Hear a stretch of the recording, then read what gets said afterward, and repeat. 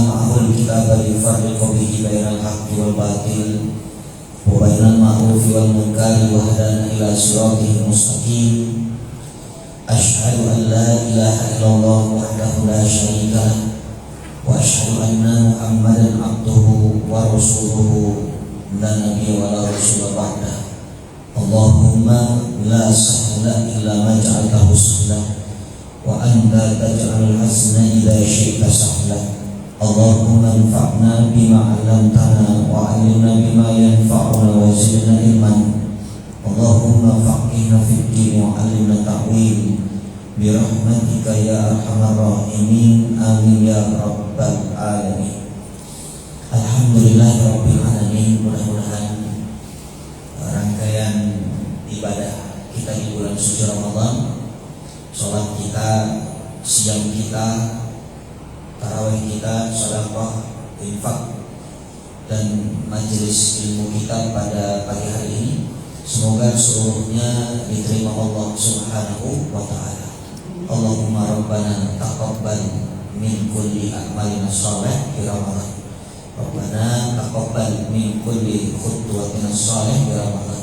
Ya Allah, terimalah seluruh amal soleh kami di bulan Ramadan. Terimalah seluruh langkah-langkah kebaikan kami di bulan Ramadan. Amin ya rabbal alamin.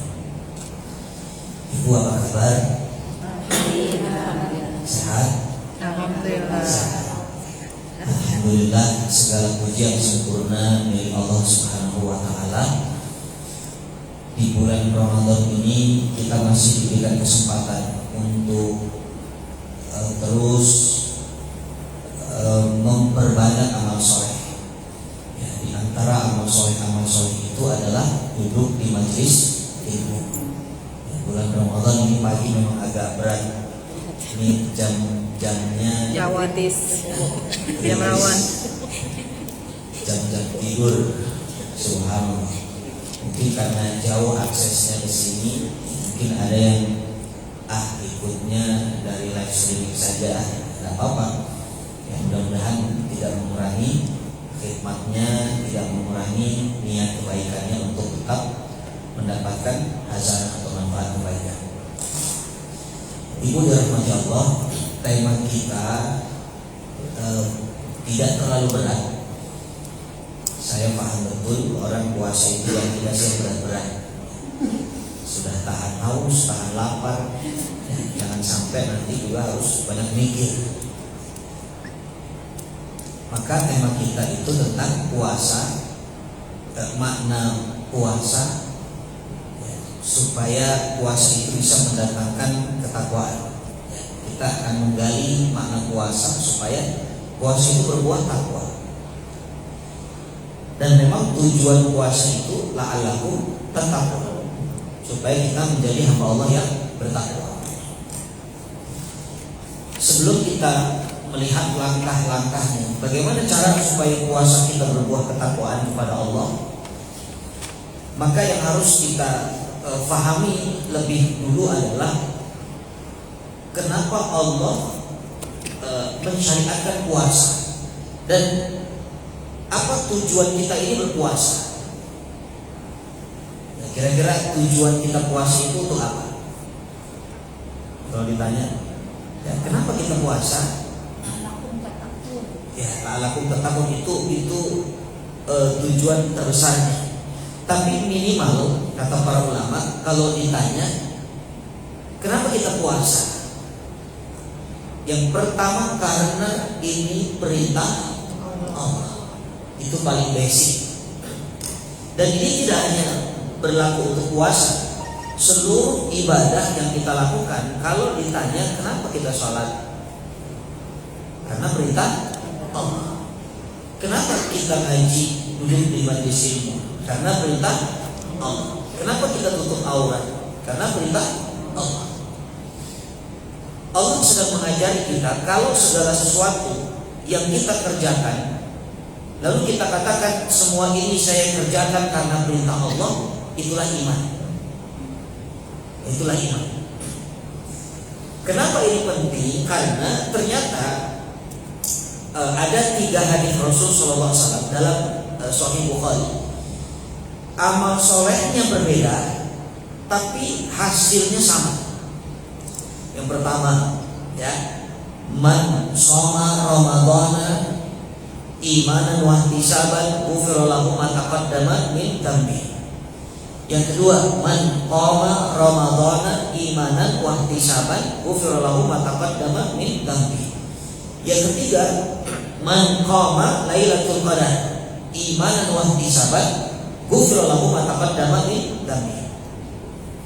Tiga amal soleh ini berbeda. Yang pertama, siapa yang puasa di bulan Ramadan. Yang kedua, siapa yang qiyam, mendirikan malam di bulan Ramadan. Yang ketiga, siapa yang memburu Lailatul Qadar di bulan Ramadan. Syaratnya dua. Satu, imanan wa ihtisaban. Dengan iman, dengan ihtisab, barulah Allah akan memberikan ghufira lahu ma taqaddama min dhanbi. Allah akan memberikan ampunan dari dosa-dosanya yang telah lalu. Berarti semua, bukan hanya 1 tahun ke belakang, bukan. Tapi semua dosa yang telah lalu Allah akan ghufira, ampuni. Padahal cuman puasa Ramadan 1 bulan, qiyamul lail, kemudian mengejar Lailatul Qadar. Apa yang membuat diampuni dosa-dosanya? Satu, iman. Kedua, ihtisab. Ini kata kuncinya. Nah, ini penting kita pahami dulu supaya ibadah kita memang karena perintah Allah. Ya. Al-Imam Ibnu Hajar Al-Asqalani dalam kitabnya Fathul Bari mengatakan, apa yang dimaksud iman? Dan tadi kalimatnya, siapa yang puasa, siapa yang qiyam, siapa yang mengejar Lailatul Qadar dengan iman, gitu kan? Nah, sekarang dengan iman itu maksudnya bagaimana? Dijawab oleh ulama. Dengan iman maknanya adalah tasdiqon bi fardhi syami. Ya, dia membenarkan bahwa ini puasa, ini qiyam, ini memburu Lailatul Qadar itu memang perintah Allah. Itu namanya iman. Jadi mohon maaf kalau ada orang puasa karena hanya ingin memenuhi undangan berbuka, itu bukan karena iman. Mungkin ada orang puasa, kenapa puasa? Nanti sore iftar jama'i, undangan sekaligus reuni, malu masa puasa. Berarti dia puasa karena undangan. Ya. Ada mungkin orang puasa niatnya supaya selesai Ramadan turun 15 kilo. Bisa. Ya. Maka itu bukan imanan namanya, tapi itu kiloan. Nah, kita ingin dengan iman, makanya kalimatnya membenarkan ini perintah Allah. Kalau ditanya kenapa puasa, karena perintah Allah. Itu imanan. Nah, ayatnya mana dalil perintah Allah? Surah Al-Baqarah 183. Ya. Mohon izin kadang agak batuk dan tolong jangan dikasih minum. Tenang aja, aman insyaallah. A'udzubillahi minasyaitonir rajim. Ya ayyuhalladzina amanu kutiba alaikumus syiyamu kama kutiba alal ladzina min qablikum la'allakum tattaqun. Ayo orang-orang yang beriman, diwajibkan kalian untuk berpuasa sebagaimana orang-orang sebelum kalian agar kalian bertakwa. Ibu dirahmati Allah, ayat ini memang satu-satunya. Jangan kita mengatakan, Ustaz, saya bosan setiap ada kajian Ramadan ayatnya itu lagi. Memang di Quran tidak ketemu yang lain, cuma itu ayatnya Al-Baqarah 183. Jadi kalau ada ustaz di bulan Ramadan, ibu ketemu kajian duha, ustaznya itu, ayatnya itu. Ya ayyuhalladzina amanu kutiba. Nanti ketemu lagi kajian duhur, ustaznya itu lagi, ayatnya itu lagi. Ya ayyuhalladzina amanu kutiba. Ketemu kajian iftar jama'i, ternyata qadarullah, ustaznya itu lagi, ayatnya itu lagi. Ya ayyuhalladzina amanu kutiba. Ketemu kultum tarawih, qadarullah, ketemu ustaz itu lagi, ayatnya itu lagi. Ya ayyuhalladzina amanu kutiba. Jangan kita mengatakan dasar itu pusat kutiba. Subhanallah. Memang ayatnya cuma satu, tapi hebatnya ayat ini, walaupun satu ayatnya, tapi tidak ada seorang muslim atau muslimah yang mengingkari. Coba, ibu boleh tanya kepada orang yang tidak puasa sekalipun. Kalau ditanya, puasa hukumnya apa? Dia akan mengatakan wajib. Tapi kenapa dia tidak puasa? Itulah namanya orang fasik. Orang fasik itu begitu. Dia mengakui ini kewajiban, tapi tidak dikerjakan. Itu namanya fasik. Tapi kalau sampai dia katakan, kenapa kamu gak puasa? Puasa gak wajib. Siapa bilang puasa wajib? Nah, itu namanya murtad. Karena dia tidak membenarkan Al-Quranul Karim. Makanya orang yang tidak sholat dihukumi murtad itu kalau dia mengatakan sholat tidak wajib. Tapi kalau cuma malas, tapi dia masih mengakui sholat itu wajib, itu namanya fasik. Fasik. Jadi kalau sudah murtad tadi, syaratnya dia harus taubat, ya, dia bersyahadat baru dia taubatan nasuhan. Nah itu perintah tentang puasa Ramadan. Jadi kalau ditanya kita kenapa puasa, karena perintah Allah. Mana dalilnya? Al-Baqarah 183. Ya, dulu Rasulullah SAW ketika mendapat ayat ini turun di tahun ke-15 kenabian, di bulan Sya'ban di tahun kedua Hijrah, tepatnya di kota Madinah. Saat itu Rasul sedang duduk dengan para sahabat. Pada maghrib Nabi menyuruh para sahabat untuk melihat ke langit. Ada hilal yang muncul, bulan sabit. Kata Rasul SAW, ayuhan nas, wahai para sahabat, sumu li ru'yati wa aftiru li ru'yati. Kalian puasa, ya, berpuasalah kalian ketika melihat hilal, dan lebaranlah kalian ketika melihat hilal. Jadi ukuran puasa itu melihat hilal, ukuran lebaran juga melihat hilal. Jadi bukan lebaran itu bukan ketika THR muncul, bukan. Kadang-kadang orang suka lupa. Ya, ketika sudah datang THR, dia lupa kalau itu masih Ramadan. Ya, makanya berbondong-bondong, sudah lupa, tidak mau sholat, tapi sudah sibuk zakat mal. Ya. Karena kalau sudah akhir-akhir Ramadan itu biasanya mal juga tidak mau kalah, ya. Diskonnya itu sudah makin kesini makin besar. Awalnya 50, tambah 20 jadi 70. Tambah lagi 15 jadi 95. Tambah lagi lebih hebat lagi, buy one get one. Apal betul ini soal. Ya. Nah, itu adalah bagian daripada ujian kita ini konsisten atau tidak. Makanya Allah letakkan Lailatul Qadar di akhir supaya menjadi semangat motivasi bahwa ini masih Ramadan. Nanti lebarannya ketika melihat hilal. Lalu kata Nabi, fa in alaikum, kalau kalian tidak melihat hilal terhalang, maka lengkapilah Sya'ban 30 hari. Itu caranya. Bulan Hijrah itu hanya 2, kalau tidak 29, 30. Jadi kalau ada orang yang kemarin puasanya menyempurnakan Sya'ban 30, itu memang seperti itu diajarkan. Dan tidak ada ketiga satu. Jadi jangan buat fatwa sendiri. 29 belum muncul hilal, 30 belum muncul hilal, tambah 31 aja, ada. Bulan Hijriah itu 29 dan 30. Nah, sejak saat itu maka Rasulullah SAW dan para sahabat puasa di bulan Ramadan. Ini perintah Allah. Dan kita bersyukur, Ibu dirahmati Allah, kita ini puasa karena iman. Dan iman yang benar sesuai dengan tuntunan Ahlussunnah wal Jamaah. Orang Syiah mereka juga puasa, tapi orang Syiah itu puasanya berbukanya nanti waktu Isya. Ya, waktu Isya. Nah, kalau ada teman yang ketika diajak berbuka ternyata dia belum mau makan sampai Isya, Syiah. Ya, berarti Syiah. Kenapa orang Syiah berbukanya di waktu Isya? Karena mereka salah memahami ayat. Di dalam Al-Quran ada kalimat tsumma atimus syiyama ilal laili. Ya, kemudian sempurnakanlah puasamu sampai malam. Nah, kata-kata ilal laili itu tidak sama dengan hatta laila.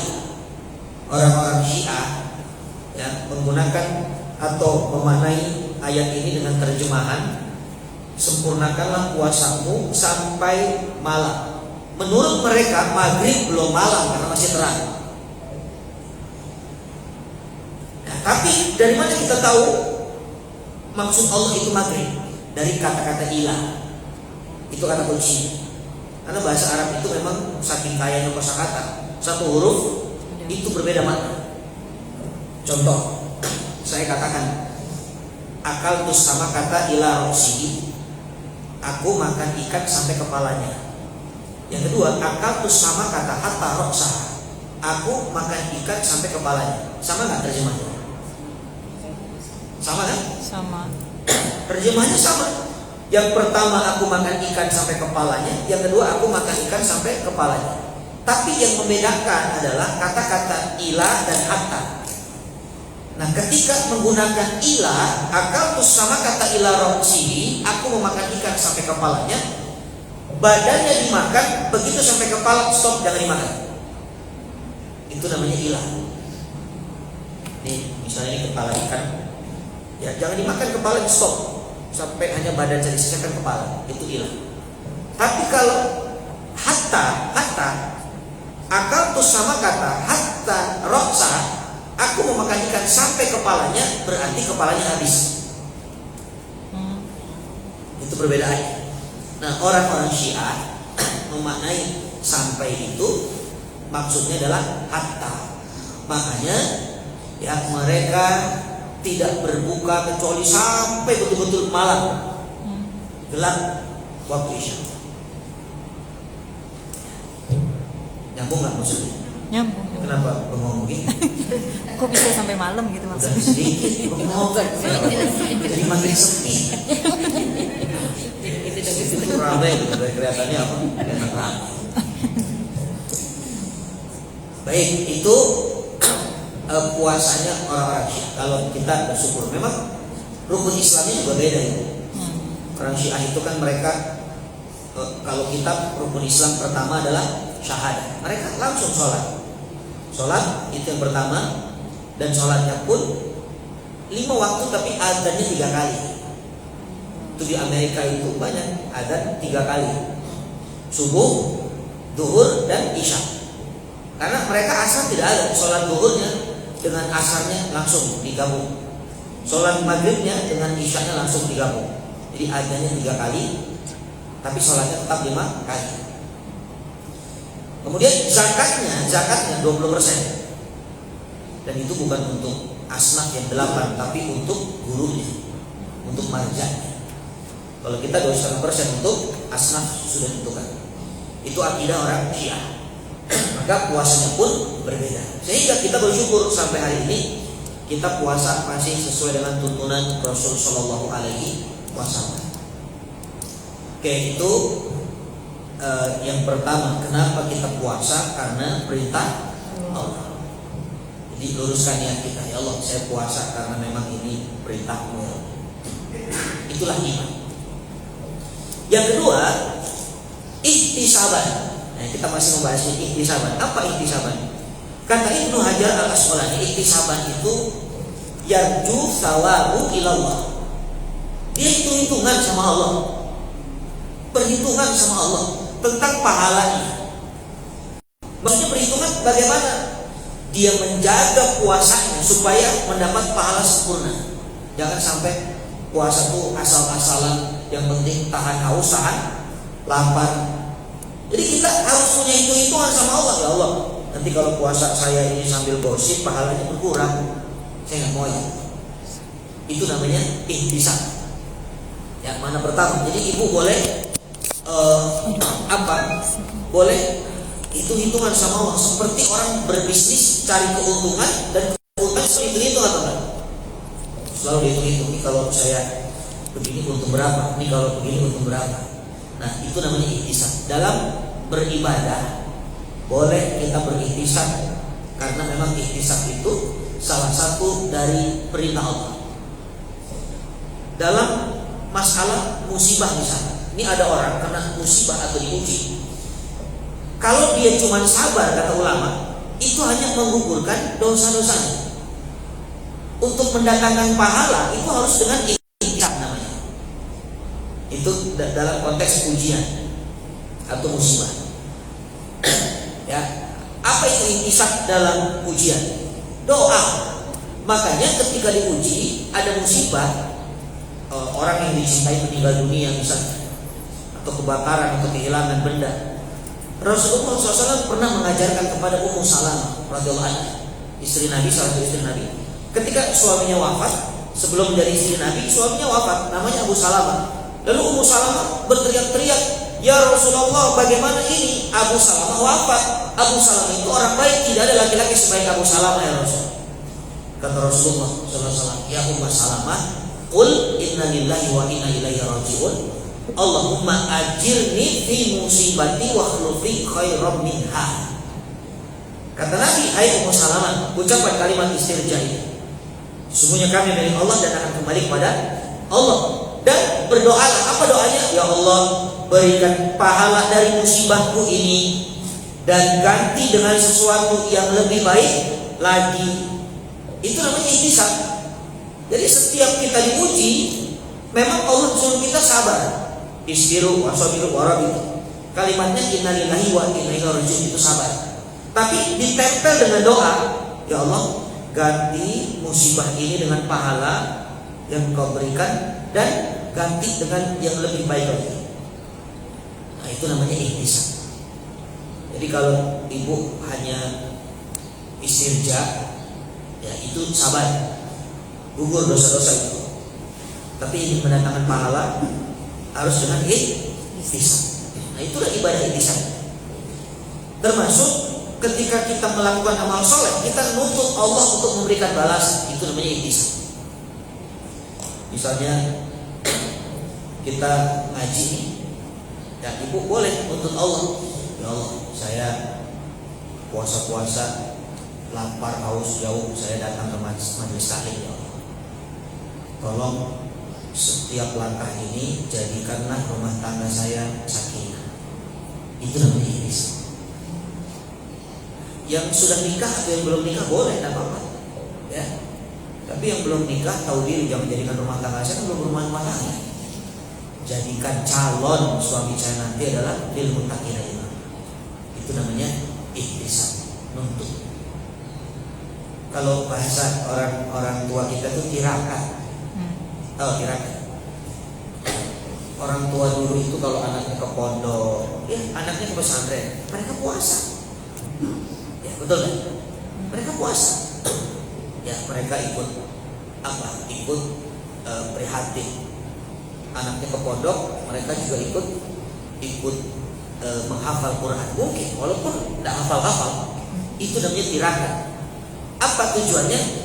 Mereka punya harapan, "Ya Allah, dengan puasa saya ini jadikan sebab anak saya mudah untuk menuntut ilmu, menjadi seorang alim, menjadi anak soleh."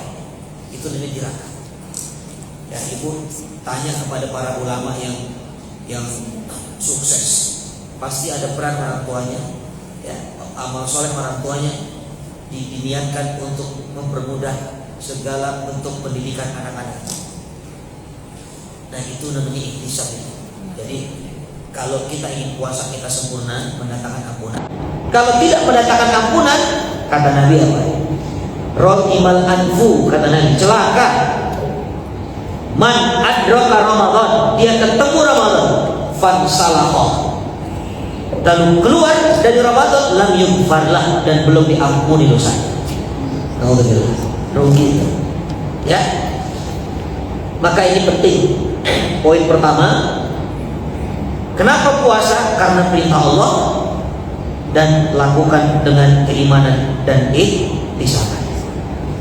Kira-kira jelas gak pembahasan ini? Jelas ya? Baik. Memang enaknya kalau jamaah Khairatul Nisa itu sudah sebentar jelas. Bahkan saya belum jelaskan sudah jelas. Karena kemarin habis lihat hilalnya jelas. Yang nggak jelas cuma satu, Ustaz, masa depan. Baik, itu yang pertama. Kenapa puasa? Karena perintah Allah. Yang kedua, kenapa puasa? Kenapa kita puasa? Hidup kita ini singkat. Hidup kita itu tidak lama, 63 tahun kalau ikut Rasulullah SAW. Dan hidup itu untuk mengejar derajat surga paling tinggi butuh pahala. Ya, butuh pahala. Masuk surga itu pakai iman. Ya, kuncinya iman. Tapi untuk naik level yang paling tinggi surganya adalah dengan pahala. Dan pahala itu hanya bisa diraih dengan amal soleh. Dan Ramadan mempersiapkan atau puasa dipersiapkan oleh Allah untuk kita banyak mendulang pahala. Jadi kalau ditanya kenapa kita puasa, kita ingin banyak pahala. Betul nggak? Ibu kenapa ngaji datang ke sini jauh-jauh, capek-capek pagi-pagi macet-macet? Mau dapat pahala nggak? Mau lah. Ya. Memang sehebat apa pahala puasa itu? Ada satu hadis yang sahih. Kata Nabi SAW, kullu amali ibni Adam yudha'af. Setiap amalnya anak Adam dilipat gandakan. Al-hasanatu bi asyri amthaliha. Satu kebaikan 10 pahalanya. Bahkan dikatakan ila sabu mi'ati dhikfi, sampai 700 kali lipat. Itu lipat ganda pahala. Jadi satu dibalas 10, bahkan sampai 700 kali lipat. Kata Nabi SAW, illa siyam, hanya puasa. Puasa itu gak ditulis pahalanya berapa. Kata Allah, as-sawmu li wa ana ajzi bi. Karena puasa itu milikku, kata Allah, dan aku yang berhak memberikan pahala. Jadi gak ada sampai hari ini ulama yang bisa menjelaskan berapa besar, berapa banyak pahala puasa kita. Karena puasa itu rahasia Allah. Kunuzul akhirah, tabungan akhirat. Seperti orang nabung di celengan ayam. Ibu dulu pernah nabung di celengan ayam? Enggak. Oh, tidak pernah ya? Menolak usia. Itu kalau nabung di celengan tiap hari masuk. Ketika membukanya rasanya gimana? Senang nggak? Senang. Kayaknya itu paling bahagia. Ya, kita membuka celengan dipecahkan. Walaupun ternyata isinya 2.000. Ya, karena tiap hari itu dia masukin, dia keluarin juga, tidak sadar. Nah, itu tabungan puasa kita itu nanti menjadi penolong di saat amalan kita sudah diketahui. Ya, berapa besar dan ternyata tidak cukup untuk timbangan amal kebaikan kita. Tiba-tiba Allah katakan, kamu masih punya amalan ini. Ya, amalan apa? Amalan puasa. Kan puasa aku rahasiakan, jadi tabungan. Ternyata subhanallah, puasa itu begitu dikeluarkan, itu memberatkan amal timbangan. Ya, makanya subhanallah, puasa itu memang amal ibadah yang sangat luar biasa. Ya, kenapa pahalanya banyak? Karena tidak diketahui. Segala sesuatu yang tidak bisa dihitung, tidak diketahui, berarti sesuatu itu saking banyaknya. Contoh, nikmat Allah bisa dihitung. Ada yang bisa hitung nikmat Allah? Gak bisa. Wa in ta'uddu nikmat Allah la tuhsuha. Kenapa? Saking banyaknya. Malaikat bisa dihitung nggak? Gak bisa. Saking banyaknya. Ini yang kajian bisa dihitung yang datang nih? Gak bisa. Saya gak bisa dihitung. Goib. Saking gak ada orangnya.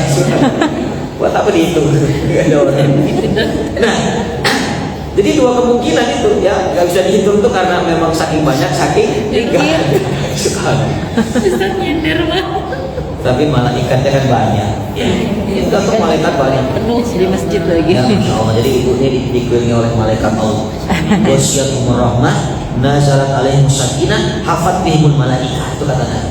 Diturunkan ketenangan, ditenggelamkan dengan rahmat Allah, dan dijaga oleh para malaikat. Bahkan namanya disebut di hadapan para malaikat. Siapa yang menyebutnya? Allah. Ini keutamaan majelis ilmu ya, supaya yang sudah hadir nih nggak ada kekecewaan, nangis. Ya Allah, ternyata pada nggak datang, kenapa saya datang? Begitu dikasih semangat, alhamdulillah saya datang.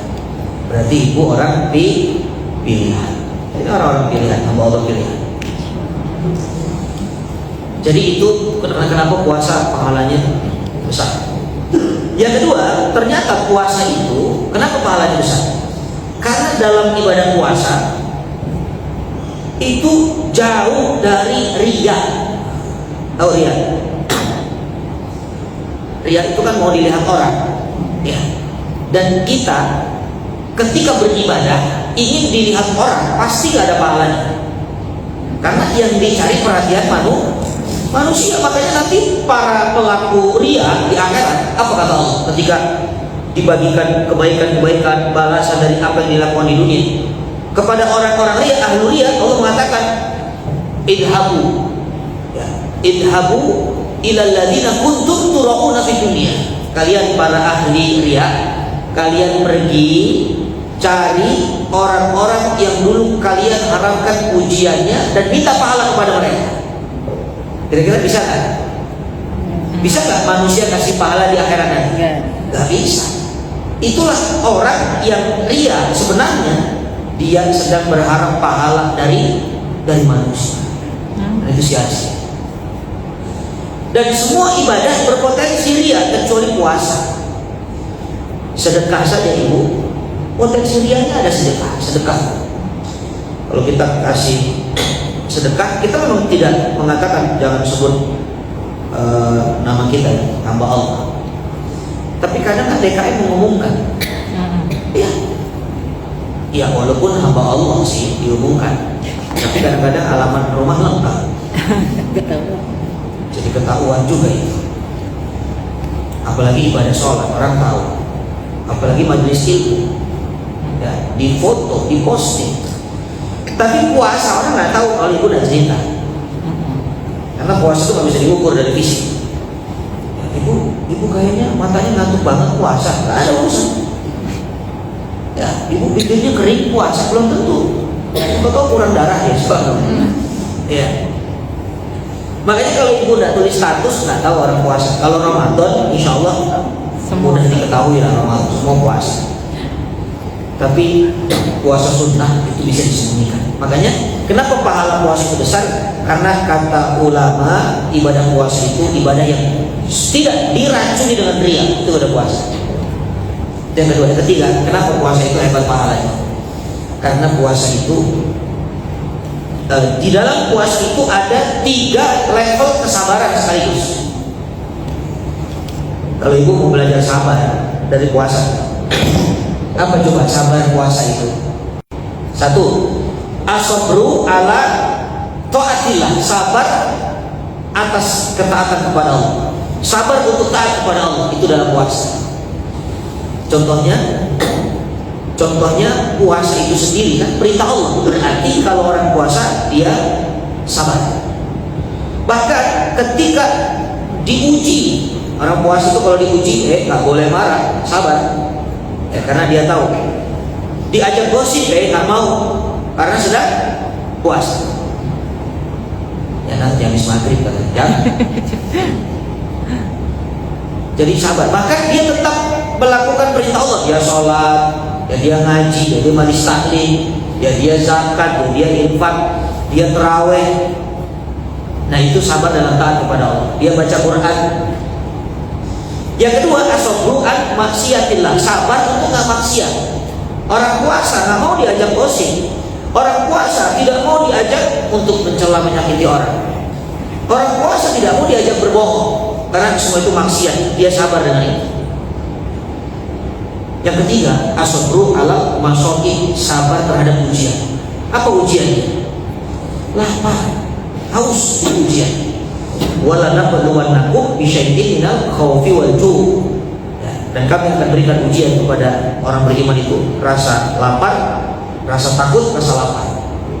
Jadi lapar itu ujian. Allah itu yang memberikan rasa kenyang. Kita diuji supaya kita belajar.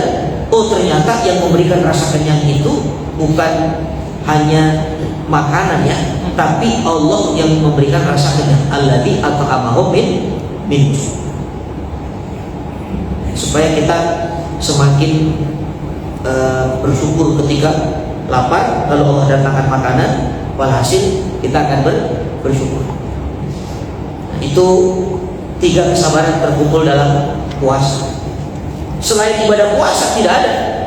Kalau sholat hanya sabar dalam taat kepada Allah, sabar tidak maksiat kepada Allah.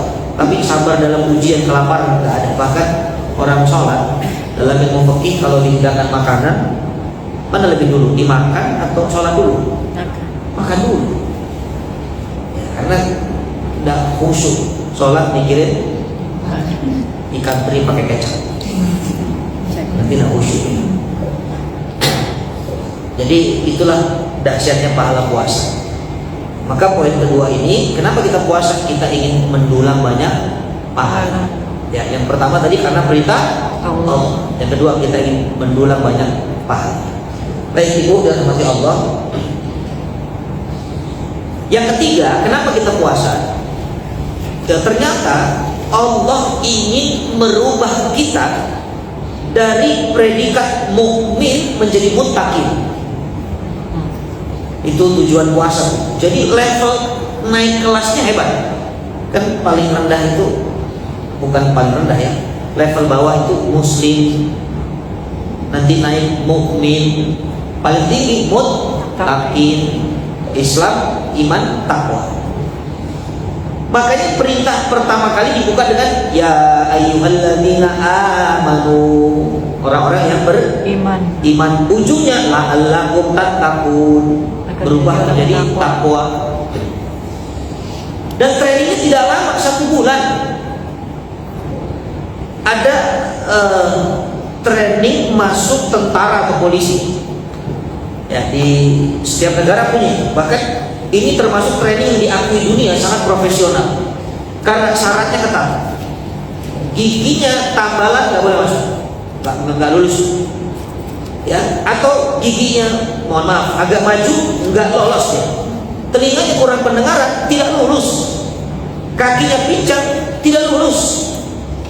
Kacamata tidak lulus. Tinggi badannya kurang, tidak lulus.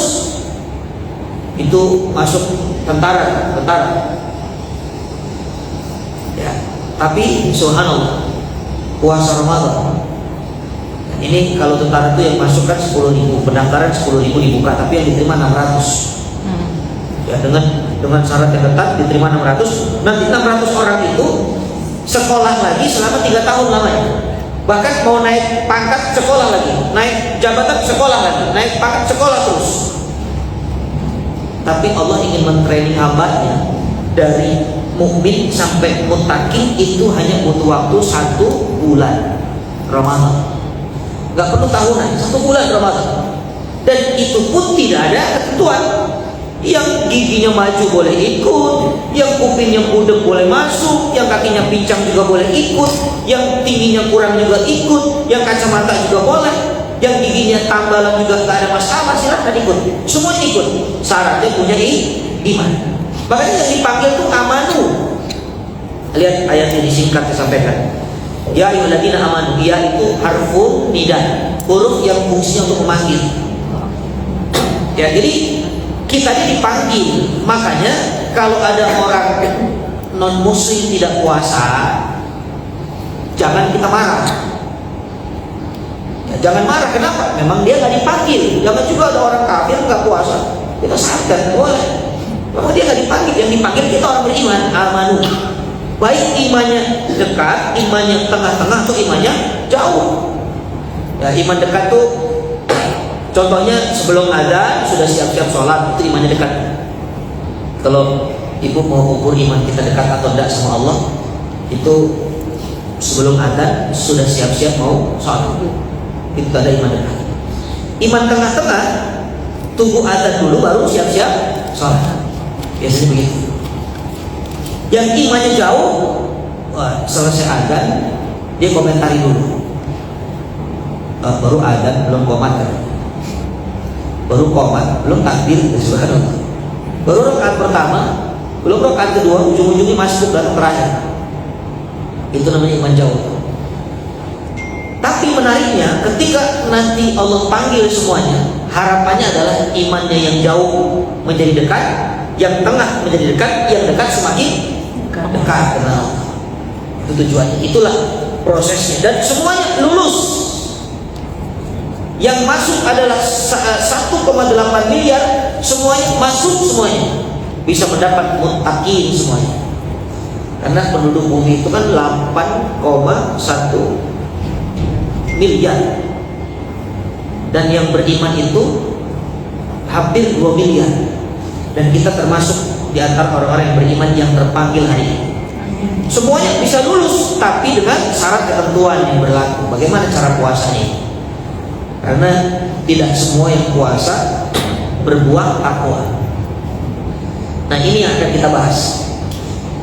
Bagaimana caranya supaya puasa kita berbuah takwa? Karena ternyata tujuan syariat puasa itu, tadi yang pertama, kenapa kita puasa? Karena perintah Allah. Yang kedua, karena kita ingin banyak mendulang pahala. Yang kedua, yang ketiga, karena kita ingin naik kelas dari seorang mukmin menjadi seorang muttaqin. Nah, poin selanjutnya, bagaimana caranya supaya puasa kita berbuah ketakwaan? Baik Ibu dan rahmati Allah, saya tidak sampaikan poin-poin langkah-langkahnya seperti apa. Saya hanya ingin membuka hati kita bahwa ternyata ada rahasia yang Allah sampaikan di kata Ramadan. Dan ini akan menjadi simbol, kata kunci. Ini yang membuat puasa kita bisa mendapatkan medali takwa. Ada simbol. Ibu pernah pramuka atau enggak dulu waktu sekolah? Saya dulu anak pramuka juga, ya, makanya saya bisa tepuk pramuka. Tepuk sakinah belum ngerti. Ya. Itu anak pramuka itu kalau mau naik tingkat dari siaga, penggalang, nanti penegak, nanti pandega, itu ada ritual namanya jurit malam. Tahu jurit malam? Ya, jurit malam ya, bukan qiyamulai, bukan. Jurit malam. Walaupun sama-sama malam dilakukan. Dan nanti setiap setiap pos itu ada tugasnya. Nanti ada pos 1, pos 2. Dan tugasnya itu biasanya harus menguasai sandi. Ya, ada sandi. Ada sandi morse, nanti bahkan ada semapurnya, ada sandi rumput, ada sandi Jepang, ada nyari sandi juga. Ya, nyari sandi itu kasihan, paling sakit. Nyari sandi itu paling sakit memang, apalagi sendirian. Paling sakit. Nah, kalau kita bisa membaca simbol itu, maka akan cepat menyelesaikan tugas dan sampai ke tujuan. Ya kan? Tapi ya nggak bisa, dia bingung. Dan ternyata di balik kata Ramadan itu ada sandi, ada simbol.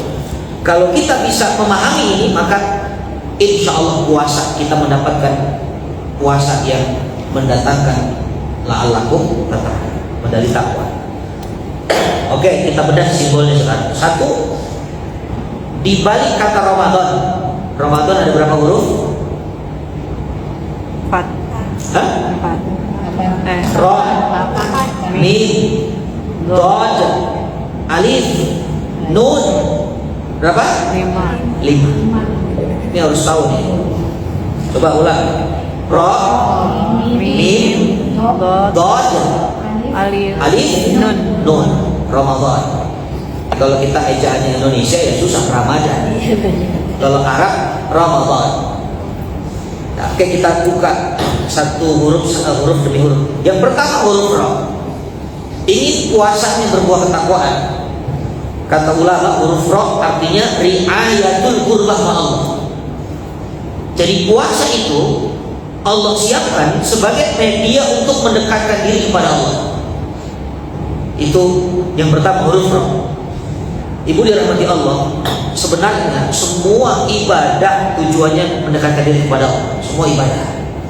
Coba apa ibadah yang tidak mendekatkan diri kepada Allah? Sholat misalnya. Sholat itu kita sangat dekat dengan Allah. Makanya kalimatnya iyyaka na'budu wa iyyaka nasta'in. Ka itu kan kamu. Seolah-olah kita bertatap muka dengan Allah kan. Saking dekat. Bahkan ketika sujud ada satu hadis Rasul sallallahu alaihi wasallam, aqrabu ma yakunul abdu min rabbih wa huwa sajidun fa akhirud du'a. Yang paling dekat antara hamba dengan Allah ketika sujud maka perbanyak doa.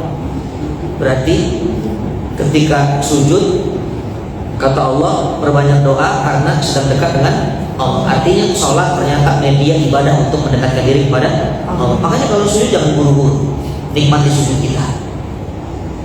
Ya, ada orang sujud dari pada maghrib bangun ada isya. Iya, sholat sunnah. Imam Hasan Al-Basri rahimahullah sholat sunnah ba'diyah maghrib di sekitaran Ka'bah, sujud bangun-bangun ada isya, menikmati sujud. Tapi kalau sholat sendiri, kalau ibu sama imam, jangan terlalu soleha. Imamnya sudah ke kantor, dia masih sujud. Itu ketiduran namanya. Ibadah haji dan umroh, lebih hebat lagi. Karena orang yang pergi haji atau pergi umroh itu, dia rasa tuh hatinya dekat dengan Allah, betul nggak? Karena langsung ke pusat Baitullah, langsung dekat ke makam Rasulullah. Makanya ibadah paling khusyuk itu ketika kita ada di tanah suci, betul nggak? Ya, ibadah kalau di tanah air itu ya banyak iklan, distract lah dengan apapun macam-macam pekerjaan, anak-anak, ya tugas. Tapi kalau di tanah suci itu semua dilepaskan, karena itu rasa dekat dengan Allah. Termasuk majelis ilmu, dekat gak dengan Allah ini? Dekat. Makanya Nabi SAW menjanjikan, man salaka thariqan yaltamisu fihi ilman sahalallahu bihi lahu thariqan ilal jannah. Siapa yang melangkahkan kakinya berakrab-akrab dengan ilmu, niatnya karena Allah, maka Allah akan memudahkan langkahnya menuju surga. Kalau mudah menuju surga, maknanya dekat dengan pemilik surga. Karena Allah mudahkan ke surga. Ini kalau kita dekat dengan pemilik cinta Quran ini, dengan Ustaz Fatih Karim, dimudahkan nggak akses kalau mau pakai ini di cinta Quran? Dimudahkan. Kenapa? Dekat. Itu dengan manusia, apalagi dengan Allah. Termasuk ibadah puasa itu. Ibadah puasa itu dekat dengan Allah. Ayatnya mana? Surah Al-Baqarah. Kalau kita perhatikan Al-Baqarah itu dari 183 itu bicara Ramadan, 184 itu bicara Ramadan, 185 masih bicara Ramadan, 187-nya itu juga Ramadan. Tapi 186 ayatnya berbeda. Allah selipkan satu ayat tentang kedekatannya dengan hamba. A'udzubillahi minasyaitonirrajim. Wa idza sa'alaka ibadi anni fa inni qarib ujibu da'watad da'i idza da'an falyastajibu li wal yu'minu bi la'allahum yarshudun. Ya kan? Ayat 186. Dan apabila hambaku bertanya, sesungguhnya aku dekat, kata Allah, aku dekat. Qarib. Apa maknanya? Kalau hambaku meminta, pasti aku kabulkan. Kita kalau dekat sama orang, minta apapun kira-kira nyaman gak? Ibu kalau punya masalah, minta tolong sama teman dekat dulu atau teman jauh? Teman dekat. Makanya karena Allah dekat dengan kita, mintalah sama Allah. Itu bagi hambanya yang puasa. Ya, seolah-olah Allah katakan, wahai hambaku yang sudah puasa Ramadan, capek-capek, haus, lapar, siang-siang, yang sudah qiyamul lail, yang sudah baca Quran, yang sudah menjaga dirinya dari maksiat, minta-minta kepadaku. Apa yang kalian minta aku akan berikan. Ya, tapi seandainya pun belum dikabulkan, nilainya ibadah itu doang. Jadi jangan sampai kedekatan kita kepada Allah dari sisi puasa ini kita hilangkan karena kita nggak mau berdoa. Karena puasa itu diantaranya adalah syahrul doa, bulannya berdoa. Tapi Ustaz belum dikabul, Ibu, doa itu walaupun belum dikabulkan tapi nilainya ibadah. Karena perintah Allah, ud'uuni astajib lakum. Ud'uuni fi'lul amr, kata kerja perintah, berarti ini wajib kita meminta, wajib kita berdoa. Nah, kenapa doa disebut ibadah? Karena dalam doa ada 3 hal yang kita lakukan. 1, kita mengakui kelemahan kita, kehinaan kita, dan kita butuh Allah. Jadi orang yang berdoa itu berarti dia butuh Allah. Dan Allah suka dengan itu. Ya, Allah suka karena doa itu memang konsepnya merendahkan diri sehina-hinanya, memuji Allah setinggi-tinggi. Itu doa. Coba lihat doanya para nabi. Rabbana zalamna, ya Allah, aku ini zalim. Merendahkan diri bukan? Aku ini banyak melakukan kezaliman, menganiaya diri. Kalau Engkau tidak ampuni aku dan rahmati aku, maka kami termasuk ke dalam orang yang rugi. Memuji Allah. La ilaha illa anta subhanaka inni kuntu minadh dhalimin. Ya Allah, maha suci Engkau ya Allah. Tidak ada Tuhan selain Engkau. Maha suci Engkau ya Allah. Aku termasuk orang yang zalim. Itu doa begitu. Merendahkan diri, memuji Allah. Atau memuji Allah, merendahkan diri. Itu namanya doa. Dan itu nilainya ibadah. Yang kedua, dalam doa, seandainya belum dikabulkan, kita sudah membuktikan dan kita sadar bahwa yang bisa memberikan, mengeluarkan dari masalah-masalah kita itu hanya Allah. Gak ada selain Allah. Iya karena aku iya karena nasta'in. Ya, hanya kepadamu aku ibadah, hanya kepadamu aku minta tolong. Kenapa? Karena hanya Engkau yang bisa mengeluarkan dari masalah ini. Gak ada yang lain, gak ada yang lain. Bukan suami saya, bukan guru saya, bukan uang saya, bukan. Tapi Allah yang memberikan solusi dari masalah. Itu orang berdoa tuh begitu. Ibadahnya ya, ibadahnya itu tadi merendahkan diri, ya. Yang kedua adalah tauhidnya dikuatkan karena dia tidak minta tolong kecuali hanya kepada Allah, itu tauhid akidah. Yang ketiga, dia baik sangka kepada Allah. Orang yang berdoa dan belum dikabulkan tapi masih mau berdoa, itu baik sangka sama Allah. Ya, baik sangka. Berarti Allah memang belum mentakdirkan ini untuk saya hari ini. Berarti memang belum pas untuk saya hari ini. Mungkin nanti. Ya, bahkan seandainya apa yang diminta ternyata tidak sesuai harapan, tetap baik sangka sama Allah. Orang berdoa begitu kan. Makanya puasa itu mengajarkan kita juga baik sangka sama siapapun. Ibu baik sangka sama Allah, tapi buruk sangka sama makhluk itu juga salah. Dan puasa mengajarin kita baik sangka kepada semua. Ibu bisa baik sangka sama Allah. Buktinya apa? Jam 4 sore sudah belanja makanan. Ya, jam 4 sore sudah belanja makanan. Kalau di masyarakat kita namanya takjil. Memang orang Indonesia itu sukanya merubah kosakata. Ya.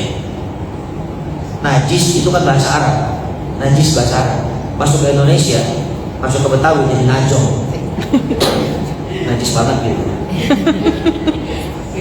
Iklan itu bahasa Arab, iklan pengumuman. Masuk ke Indonesia, iklan. Susah ngomong air. Nah, termasuk takjil. Takjil itu bahasa Arab, artinya menyegerakan. Masuk ke Indonesia jadi lontong dan gorengan. Tapi nggak apa-apa lah, ya. Menyegerakan juga. Yang penting paham. Ibu ketika jam 4 sore sudah siap-siap ngumpulin takjil. Pertanyaan saya, apakah ada jaminan ketemu maghrib? Ayo, ada jaminan ketemu maghrib? Ada. Bisa jadi setengah 6 mati, ya kan? Tapi kenapa bisa mempersiapkan? Karena baik sangka, baik sangka ketemu maghrib. Maka sama Allah pun baik sangka, sama orang pun baik sangka. Jadi kalau ada orang yang makan, jangan buru-buru kita vonis dasar nggak fasik, itu dasar dia fasik, nggak puasa.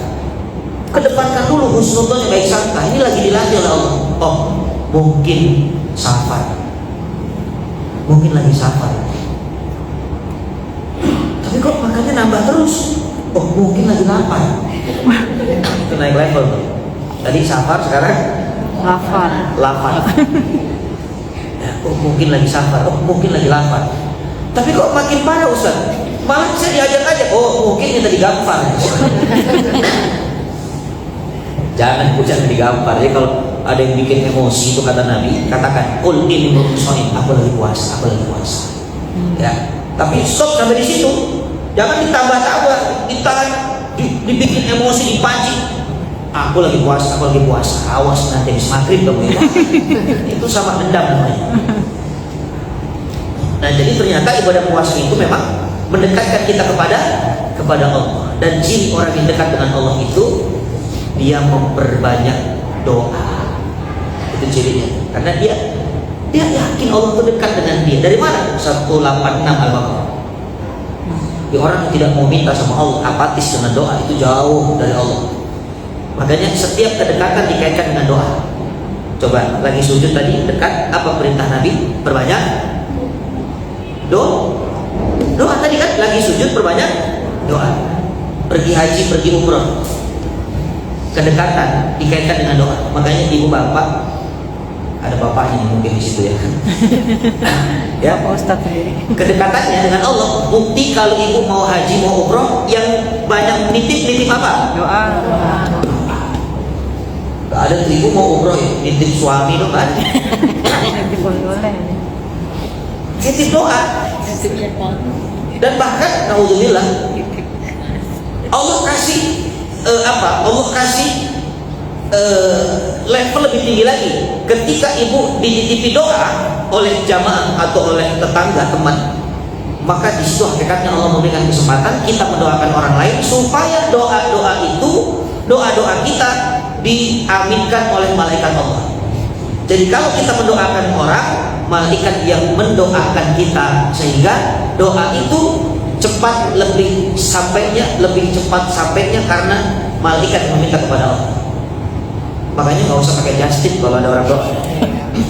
Just tip doa. Ibu tidak doa kan ya? Just tip. Mau level yang mana?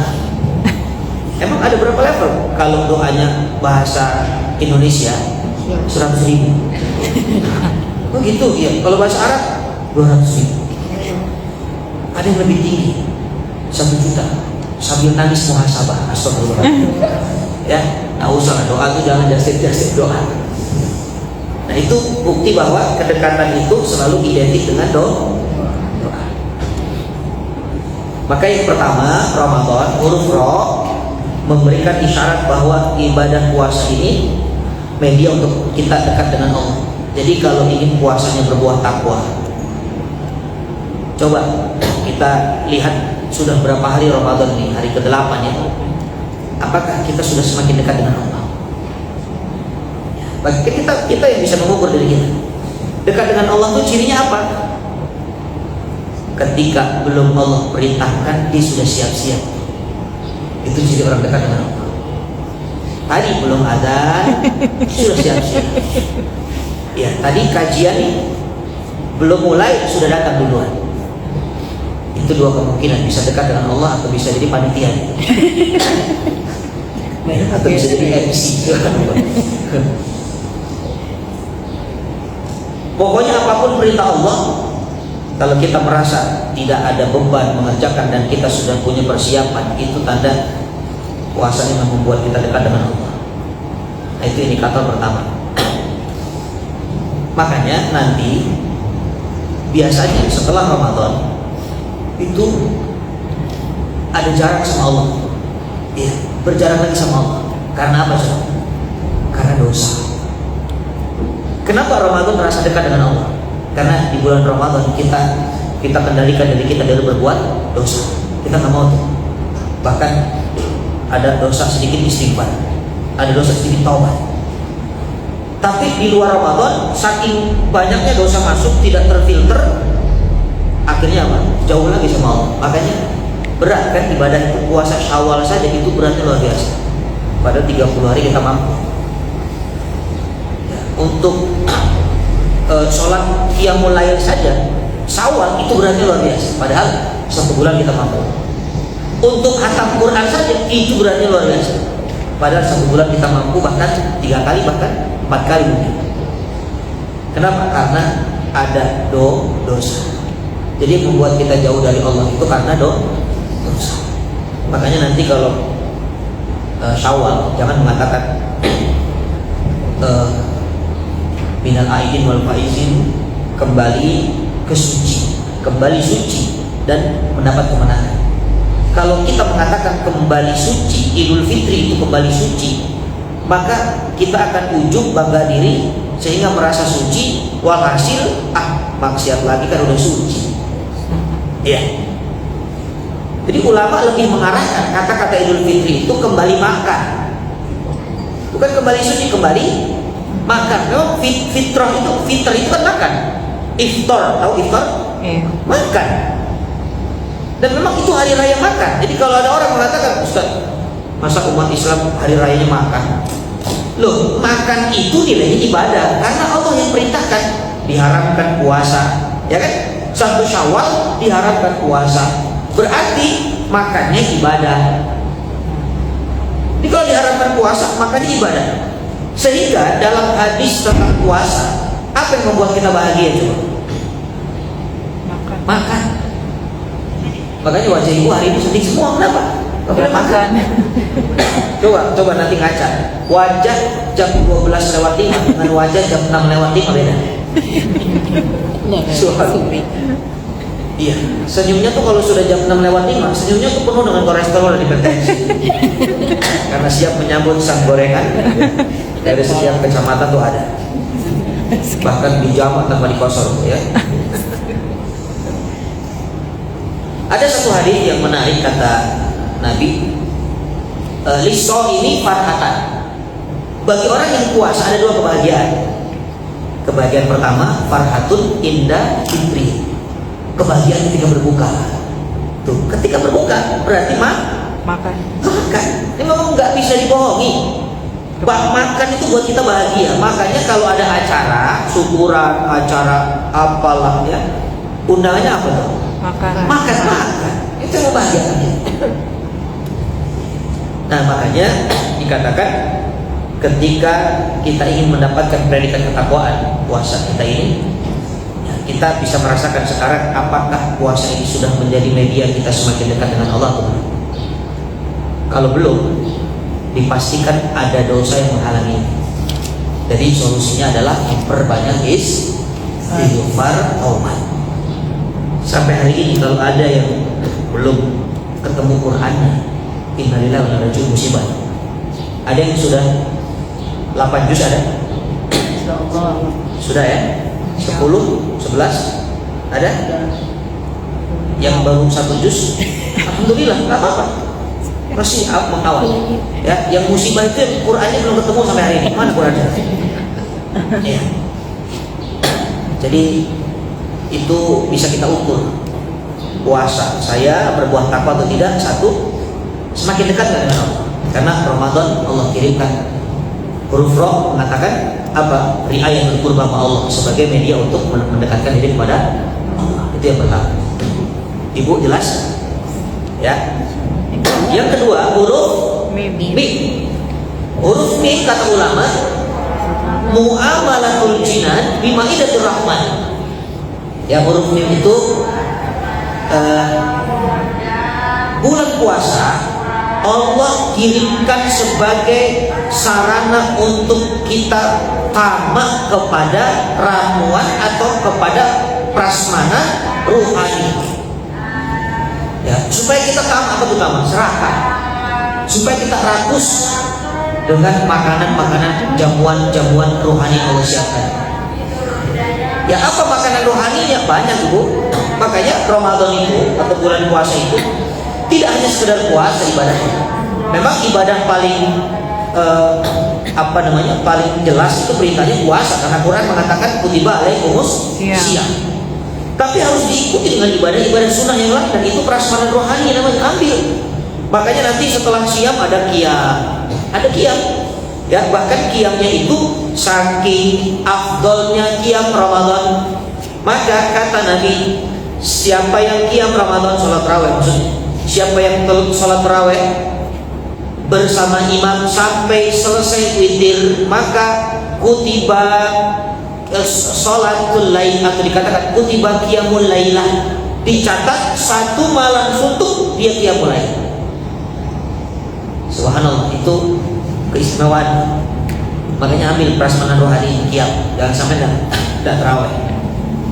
Ikut imam di masjid, tidak apa-apa, selama masjidnya dekat dan tidak ada fitnah.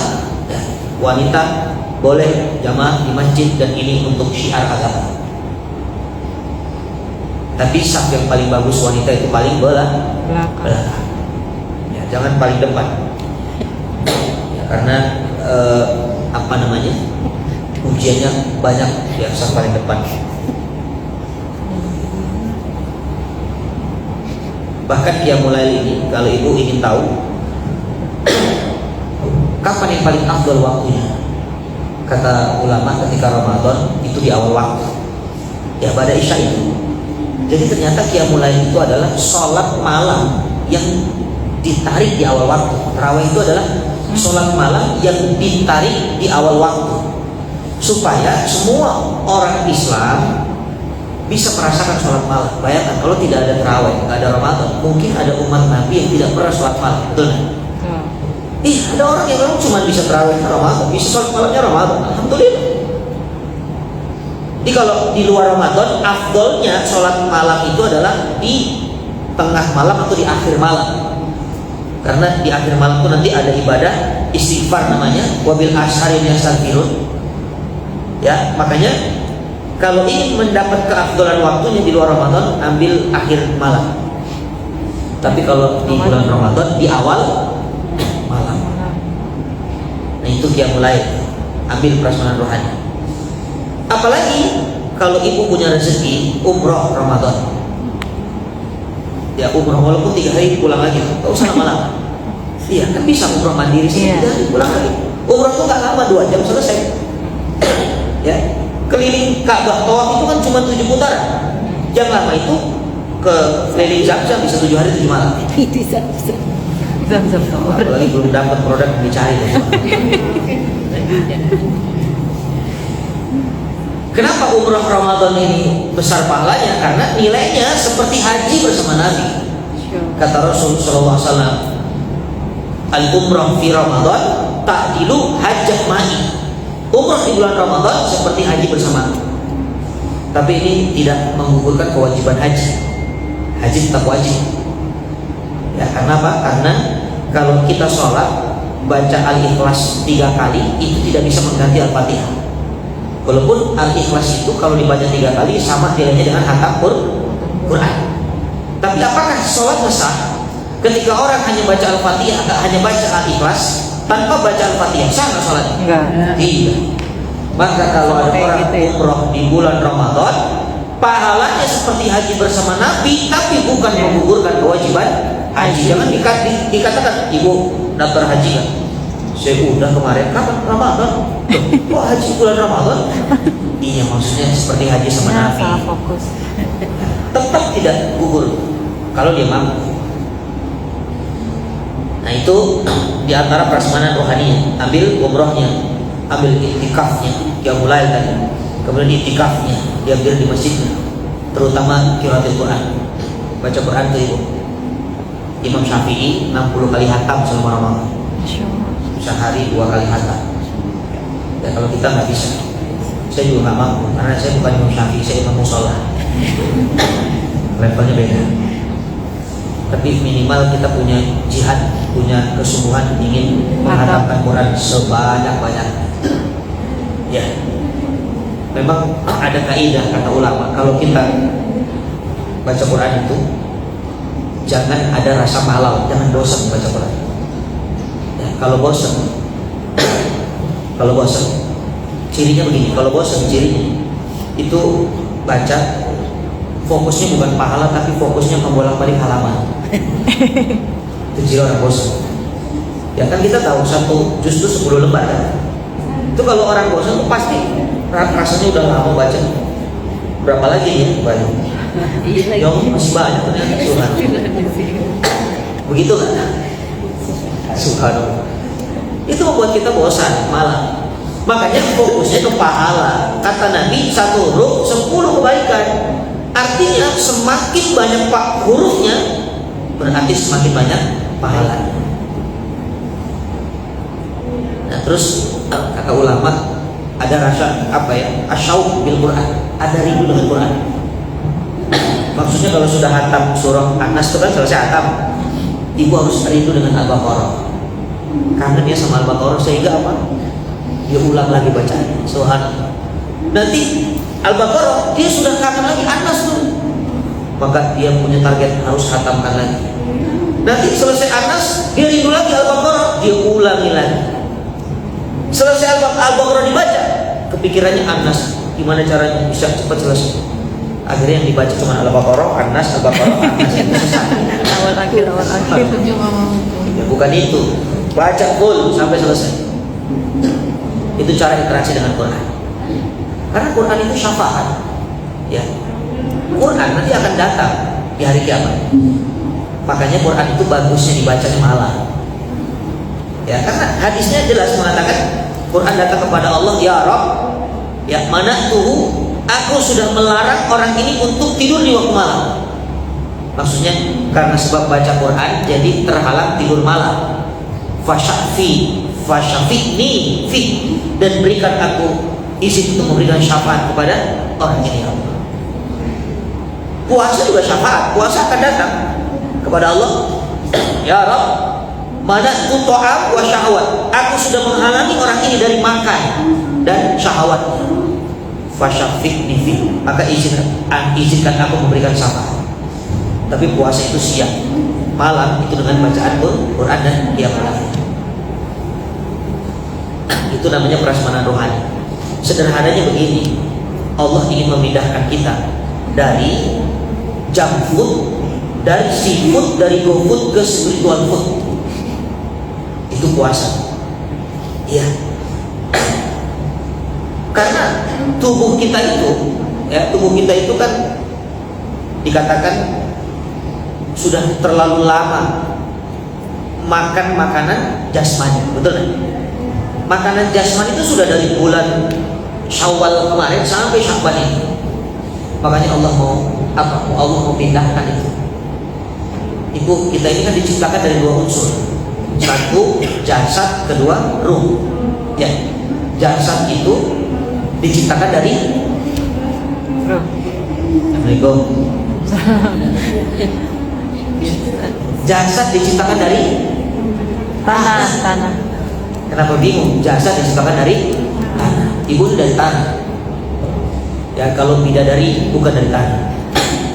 Bidadari surga itu diciptakan dari misik, kasturi, dari kafur, dan dibalut dengan nur. Itu bidadari surga.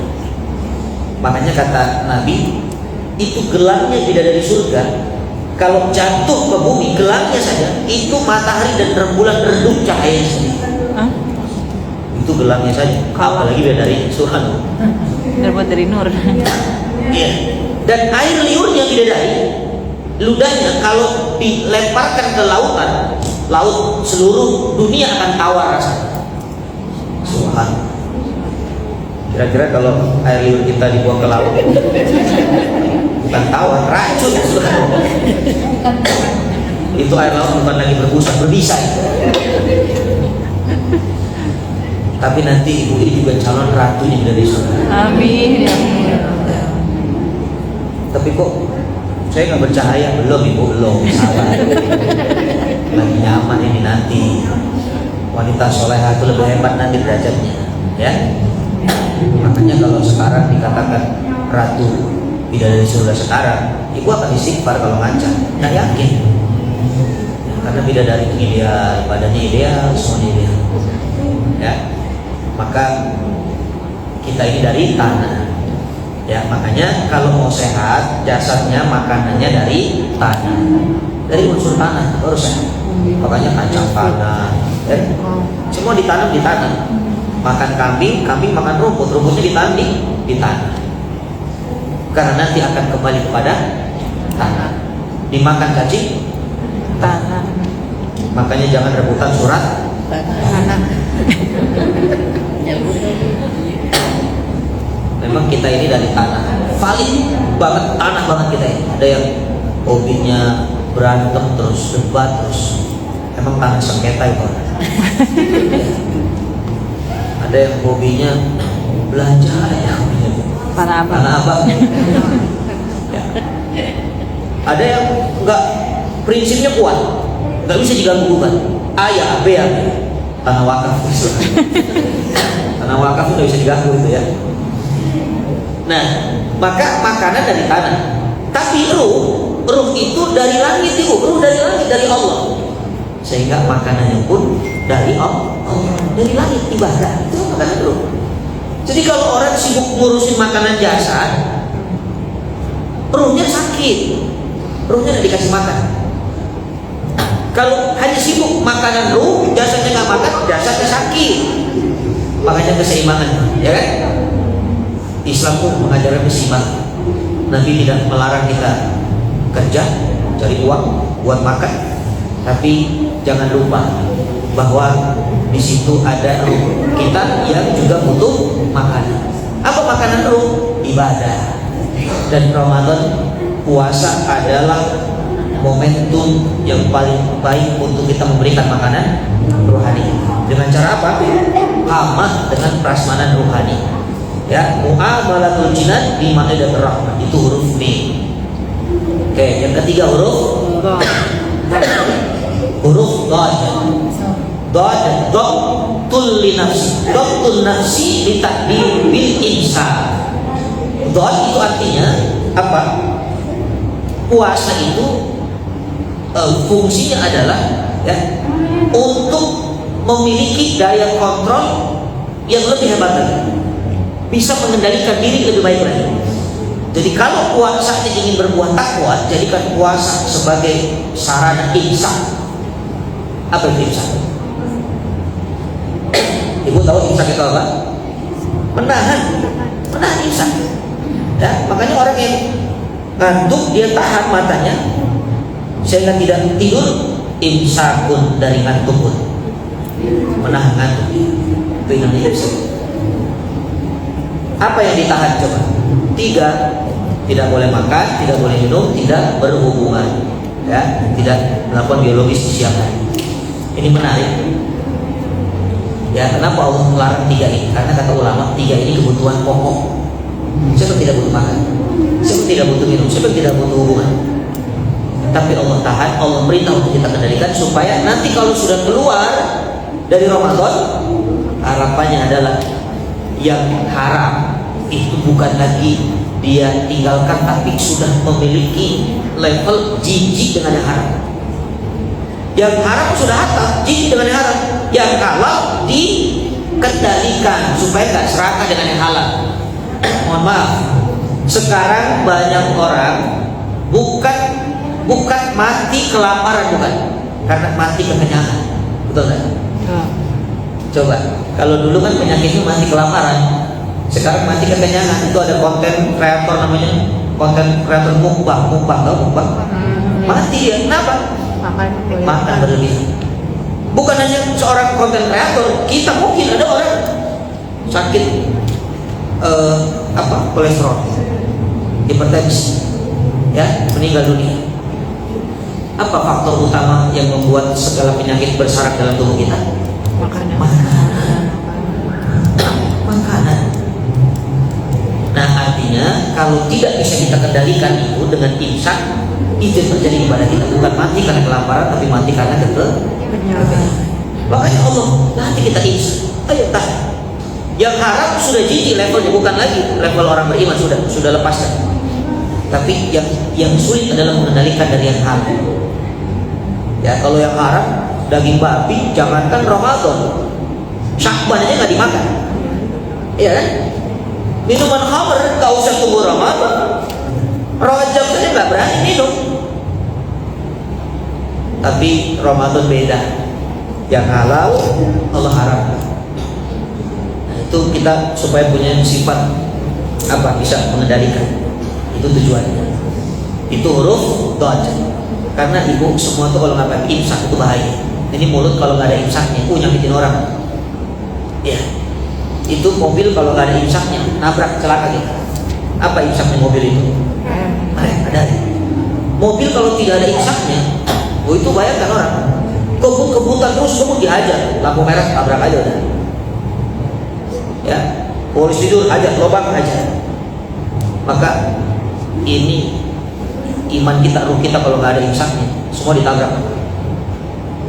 Maka penting untuk melatih diri belajar imsak, dan itu hanya ada di puasa. Ada di puasa. Itu huruf dot. Huruf keempat alif. Huruf alif kata ulama, kalau ini puasa berbuah takwa, maka jadikan puasa kita ittisof bisifatillah. Itu alif. Apa ittisof bisifatillah? Kita diminta untuk bersifat seperti sifatnya Allah. Subhanallah. Coba ibu sadar atau tidak sadar, ketika bulan Ramadan tiba-tiba orang itu banyak yang dermawan gitu, ya kan, berbagi dan kasih iftar jama'i, ya kan, kasih makanan, kasih ini, kasih ini, kasih ini. Pertanyaan saya, siapa yang maha pengasih? Allah. Jadi ternyata sifat pengasih Allah titipkan kepada kita.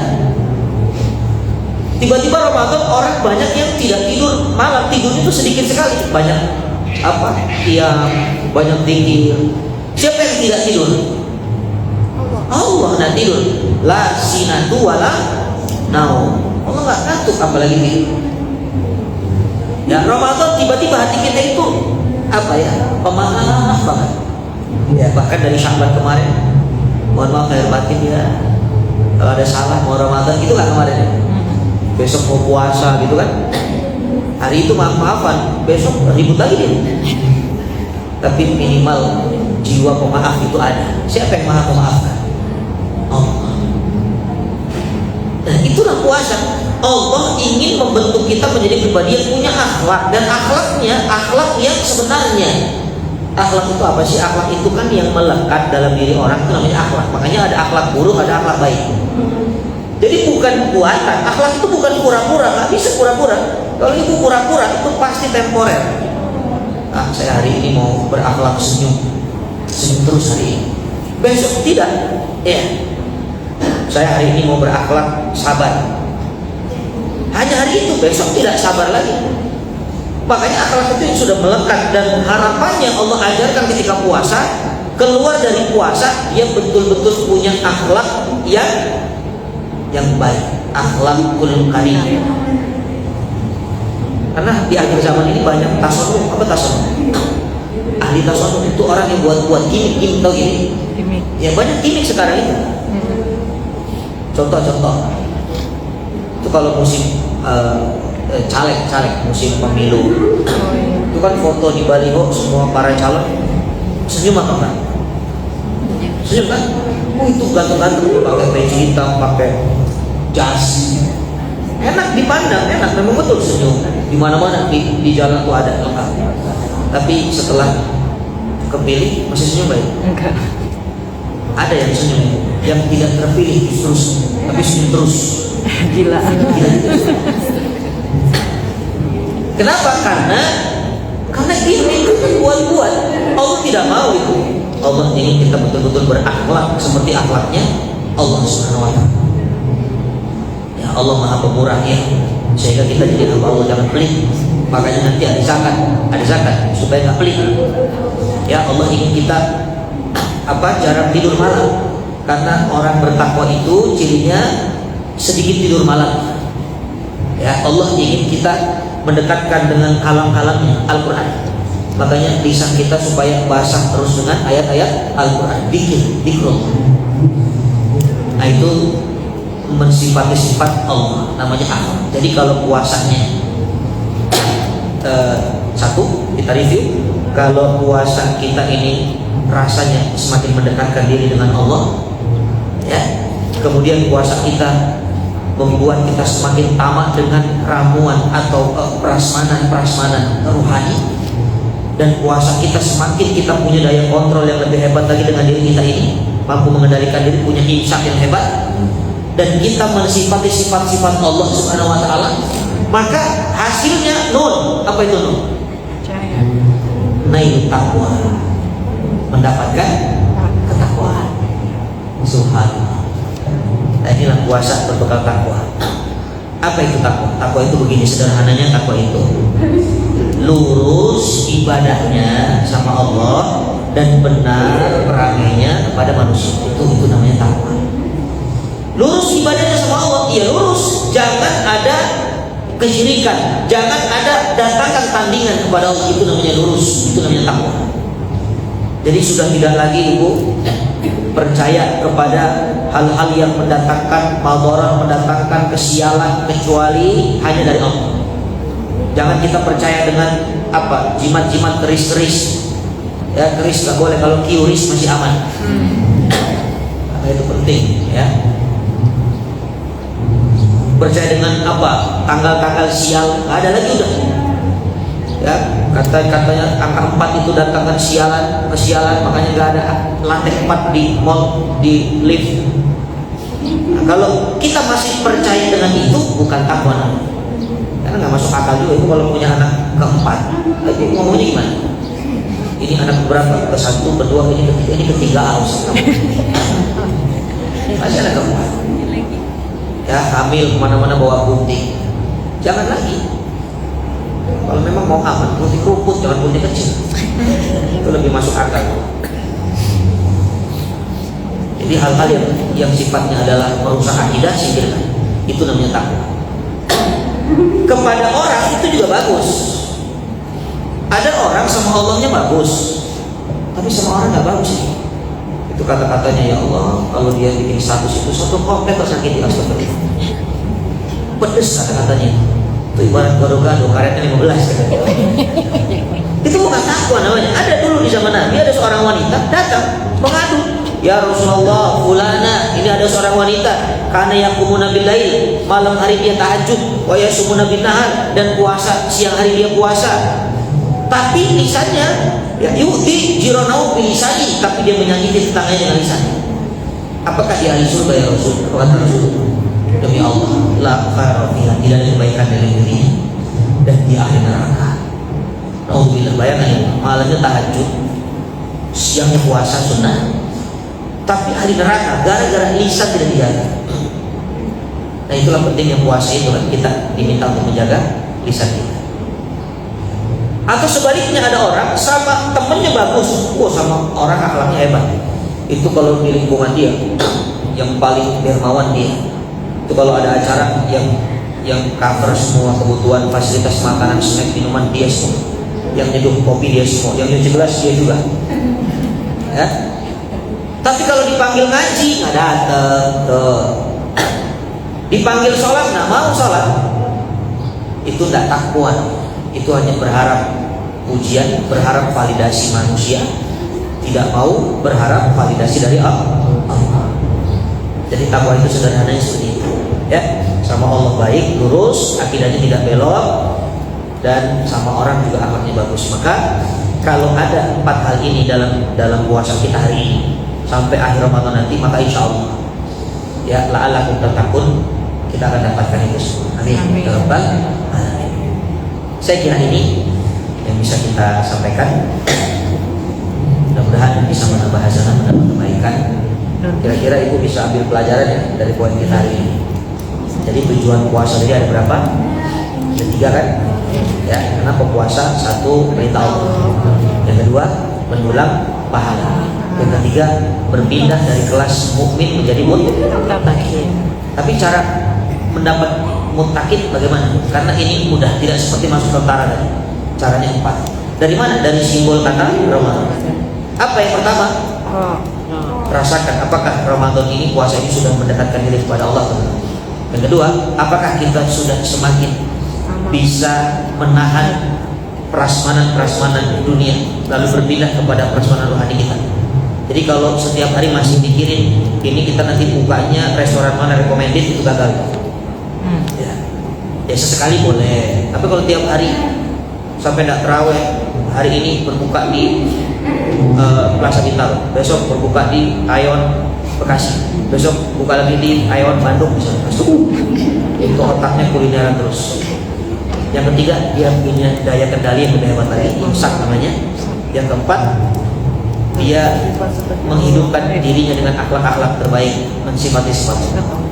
Maka kalau ini ada, insya Allah ibu semuanya jamaah yang ikut di live streaming juga, semoga Allah berikan puasa kita berbuah medali takwa. Amin ya rabbal alamin. Jazakumullah khair. Saya kira ini ada pertanyaan, silahkan, satu atau dua boleh ya, satu atau empat berarti silahkan.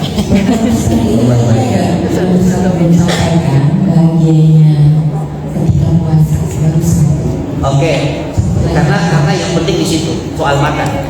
Yang kedua, kebahagiaan orang puasa itu indah liqa rabbi, ketika berjumpa dengan Allah. Yang kedua, berarti di mana berjumpa dengan Allah? Di surga. Makanya ada surga khusus, surganya orang puasa, namanya pintu ar-roya. Pintu ar-roya. Apa manfaat dari surga itu? Apa kehebatannya? Yang sudah masuk tidak akan pernah haus dan lapar selama-lamanya. Ya, karena ketika di dunia dia menahan haus dan lapar. Tapi bukan berarti dia nggak enak makan, tetap nikmat makan, tapi tidak pernah merasakan haus dan lapar. Itu yang kedua ya. Jadi sudah terjawab ya. Baik, silakan. Pertanyaannya sama tadi. Iya, belum soalnya.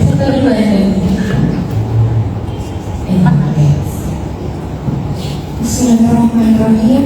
Izin bertanya Ustaz, tadi ada seorang wanita yang rajin sholat malam, rajin puasa sunnah, tapi perilakunya sih menyakiti tetangganya. Itu penyebabnya apa ya? Kan kalau kita dekat sama Allah, otomatis kan ibadah kita kan bagus, otomatis kan akhlak kita kan sejalan dengan ibadah kita kepada Allah. Kenapa bisa akhlaknya berbelok seperti itu ya? Apa ada maksudnya di dalamnya atau bagaimana Ustaz? Ya.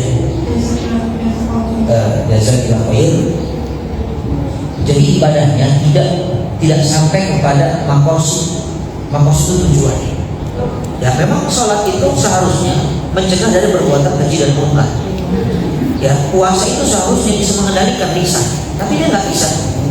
Kan Nabi sudah mengatakan, rubba shaimin laisa lahu min siyamihi ilal ju' wal atash, wa rubba qaimin laisa lahu min qiyamihi illa ta'am. Berapa banyak orang puasa tidak mendapat apapun kecuali haus dan lapar. Berapa banyak orang sholat malam tidak mendapat apapun kecuali capek. Nah artinya mungkin ada salah niat dalam beribadah. Ya ada salah niat dalam beribadah. Atau ya, mungkin dia hanya meyakini bahwa ketakwaan itu ketika dibangun urusannya hanya dengan Tuhan. Padahal ketakwaan itu hablum minallah wa hablum minan nas. Ibadah itu ada vertikal, ada horizontal. Jadi jangan salahkan syariatnya, jangan salahkan tahajudnya, jangan salahkan puasanya. Tapi tujuan niat si pelaku mungkin tidak ingin mencapai makosid dari ibadah itu. Ya, kalau dia sesuai tuntunannya, ibadahnya sesuai dengan tuntunan, pasti Allah membimbing dan Allah akan menghindarkan dari sifat-sifat buruk yang ada dalam dirinya. Ya, berarti dia nggak sesuai tuntunan Allah ibadah. Ya, artinya gini, itu yang sholat malam saja, yang puasa sunnah saja, kalau lisannya nggak dijaga neraka. Apalagi orang yang nggak pernah tahajud, nggak pernah puasa, lisannya lebih parah lagi ini. Jadi itu yang bisa kita ambil dari hadis ini. Saya kira itu. Syukran Allah banyak. Masih boleh satu lagi atau sudah? Boleh. Satu lagi. Siapa duluan? Saya susul ya. Siapa duluan? Boleh.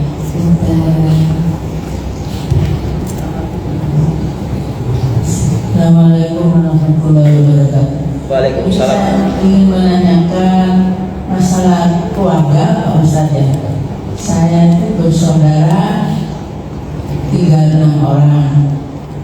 Yang 2 orang itu sering buat masalah gitu. Kayaknya kita itu berempat membahas masalah yang 2 saudara itu. Kalau termasuk riba apa enggak?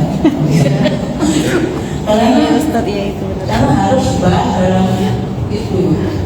Padahal puasa iya. Nah, berarti masuk dulu kita bahas cuma 6 orang. Tapi sekarang kalau ada masalah pun dia keluar dari guru 2 itu. Tapi kita mau membahas kan hukumannya jauh-jauh. Itu apa membahas dalam medsos, tapi di keluarga sendiri, di satu saudara itu apa masuk juga. Karena nggak tahu pemecahannya. Ya. Terima kasih. Sama Ibu. Waalaikumsalam warahmatullahi wabarakatuh. Membicarakan keburukan dalam konteks mencari solusi untuk keluar dari permasalahan itu bukan termasuk ghibah. Ya, ghibah itu kalau tujuan kita menjatuhkan. Ya, makanya kalau ada orang datang ke ustaz lalu diceritakan rumah tangganya suami saya begini, itu bukan ghibah. Karena dia ingin mencari solusi. Tapi syaratnya memang harus ada orang yang faqih di sana. Yang faqih itu maksudnya yang ngerti agama itu. Jadi dari keluarga itu ada nggak yang dituakan yang ngerti agama? Kalau biasanya kalau dasarnya awal nafsu itu awalnya niatnya cari solusi, nanti akhirnya kemana-mana tidak terkendali. Ya? Masalah ekonomi keluarga. Iya. Jadi gini. Yang pertama tadi pokoknya niatnya untuk apa? Kalau niatnya untuk cari solusi itu bukan termasuk ghibah. Ya. Kemudian yang kedua supaya kita tidak ragu lagi. Yang kedua, usahakan harus ada orang yang dijadikan penengah. Supaya kalau melebar percakapannya menjadi menjatuhkan, menjadi tendensinya kepada kebencian, itu segera dihentikan. Itu ya. Nah, jadi itu bukan bagian dari ghibah. Nah, tapi memang sebaiknya jangan dilakukan pada zuhur. Apalagi pada subuh. Selama Ramadan maksudnya. Untuk menjaga hati, karena setan tuh gampang masuk. Ya, ngebahasnya boleh nanti pada tarawih. Karena biasanya orang kalau lapar tuh memancing emosi itu cepat. Bisa hilang pahala, takut hilang pahala walaupun awalnya niatnya lurus. Itu saya kira. Syukran Allah barik.